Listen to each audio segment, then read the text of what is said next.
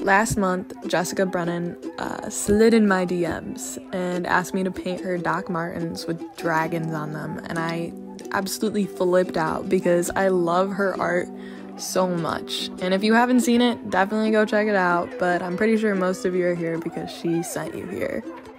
So instead of just painting her shoes, I asked if we could do a trade where she paints me something in return, and I wasn't very specific about it.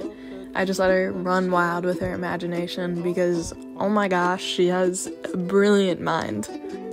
And tomorrow's the big day when I'm gonna meet her, I'm gonna bring her these shoes, and I'm gonna see what she painted for me, and I'm probably gonna bawl like a freaking baby, and I can't wait.